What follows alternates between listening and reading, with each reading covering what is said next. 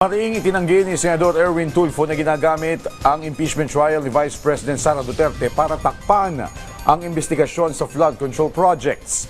Sa Macra Forum, iginit ni Senador Tulfo na tuloy ang Blue Ribbon Probe sa usapin, pero kailangan muna ma-formalize ang komite. Diretsahan ding hinamon ng Senador ang mga nag-uugnay sa kanya sa issue kung may lalabas daw na dokumento o testigo na magpapatunay na may flood control allocation o kickback siya. Magre-resign siya agad sa Senado.